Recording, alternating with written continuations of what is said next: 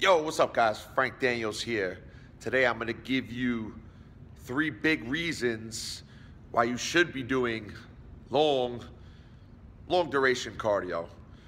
I won't knock it too much. From listening to me on a regular basis, you might think that I'm blasting long duration cardio, and that's simply because of what it does, or the changes it does to your body. Really. So most people are trying to build a better body, and they do a predominant amount of cardio in ratio to the amount of maybe strength training or anaerobic HIIT training that they might do that would probably help them change their body more than just doing long cardio all the time. So that's why we talk about it the way we do. So I wanted to explain that. Although it's not evil, and today I'm going to give you, once again, 3 big reasons why you should be doing long cardio and where you can fit it in. Before I do that, real quick, I have a free report. It's called 7 Steps to Shredded. If you're interested in doing exactly that, you can click one of these buttons, or I'm going to allude to it at the end of this video. You can grab that free report, give you a whole bunch of strategies to be able to get shredded, of course. Now, let me give you the 3 big reasons why you would do long slow and steady cardio. Once again, the reasons that you might not do so much of that is because if you really want to transform your body, more than likely your body will adapt to moving slower and having to go longer. In order to adapt to that, it's probably going to get rid of some muscle mass. Okay, that's what the studies show. More than likely, your body will adapt and get rid of muscle. If you get rid of muscle, you slow metabolism. You're not going to be as shapely, so you're not going to have a better shape, and more than likely you're not going to burn as many calories. Once again, that's just based off doing aerobic training for long periods of time and making that your predominant method of training.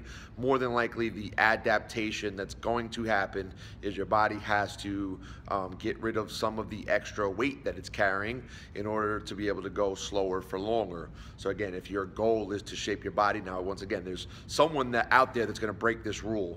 They're going to be very ripped, very muscular, maintain muscle. Somebody out there is going to break that rule, but most people are going to fall within the 80% of people who are going to have to adapt by, once again, probably getting rid of muscle mass in order to be able to run longer or move longer, move slower. Your body's going to adapt by getting rid of muscle mass, which again is going to influence your metabolism. So that's why we talk about it the way we do, although it's not evil. So here are the 3 reasons that you would do it.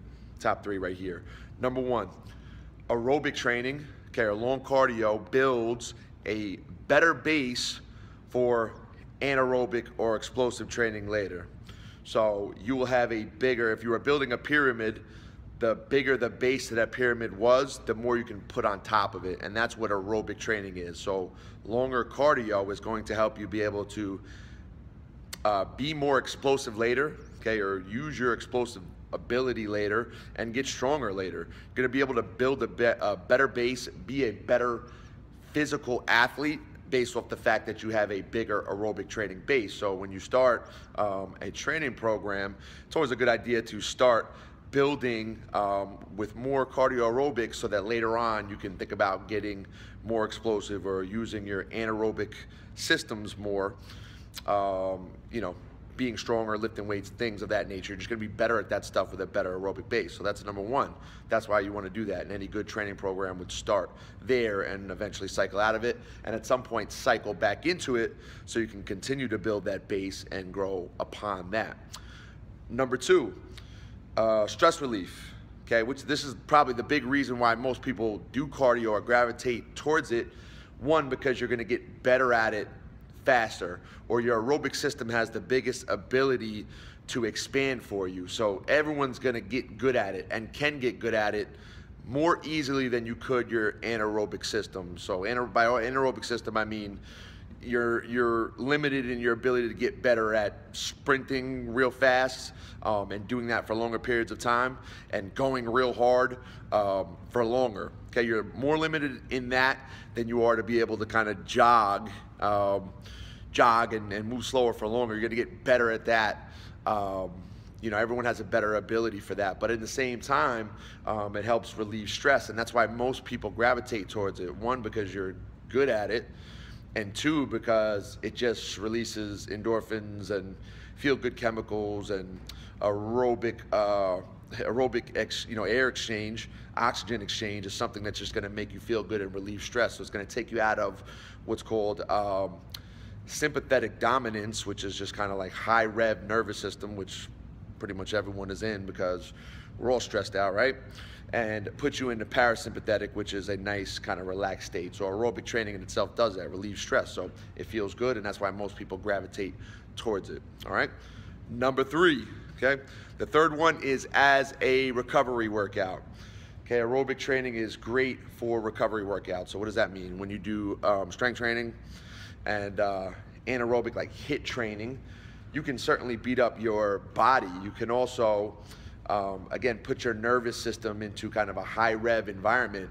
And believe it or not, when you're lifting heavy and you're doing explosive work, that plays a role in keeping your nervous, or frying your nervous system, so to speak. So when you lift weights, you can feel when your muscular system needs a rest because you'll have sore muscles and you're like, oh shoot, that stuff is sore. Let me gear it back a little bit. But with your nervous system, so when you lift heavier weights, when you sprint faster, you don't necessarily feel that in your body. You may not. You may register it as like run down or just not feeling your best, but it doesn't really register in like muscle soreness or joint soreness or stuff like that. So you may not know what's actually going on. You might just feel run down, and something like a cardio aerobic session is a great way to be able to recover from that, because once again, it takes you out of sympathetic dominance, sympathetic nervous system, and puts you into parasympathetic nervous system, which is a state of relaxation and a better recovery protocol for what you might need at that particular time. Again, heavier strength training and explosive movement are going to beat up on your nervous system a little bit, so you simply can't do that all the time. So use cardio aerobic training to be able to recover from those things. So those are the top 3 reasons you would do long duration cardio. 1, to build a good base.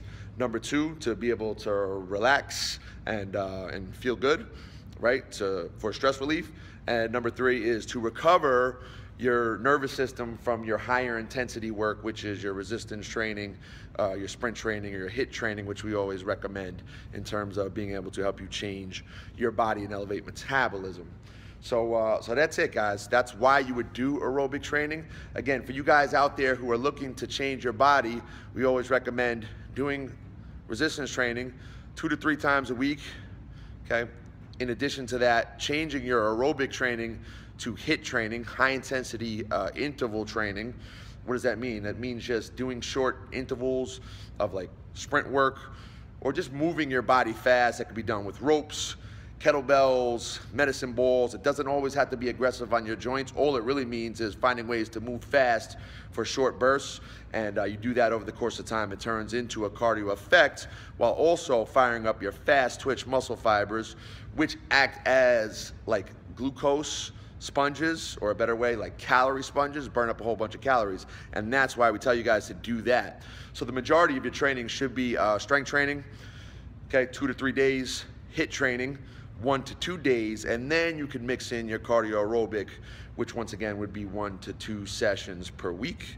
When your training program looks like 6 cardio sessions a week and you're trying to figure out why your body is not getting into better shape, more than likely it's because your ratio is out of balance, which is why we knock cardio all the time, and not necessarily because cardio is a bad thing. It's just that the ratio of your cardio in terms of your resistance training and your high intensity interval training, which will help you build, fire up fast twitch muscle fibers, which act as calorie sponges, soak that stuff up, shape your body, elevate your metabolism.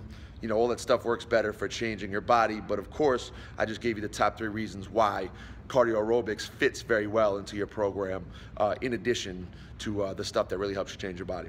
So that's it, guys. Hope you enjoyed this video and understand and dig what I'm talking about. If you want to download my free report, 7 Steps to Shred It, I talk about concepts like this and other methods to help you do exactly that. You can download that by clicking this button, one of these things around here. Hit that. My name is Frank Daniels. Enjoy your day, guys.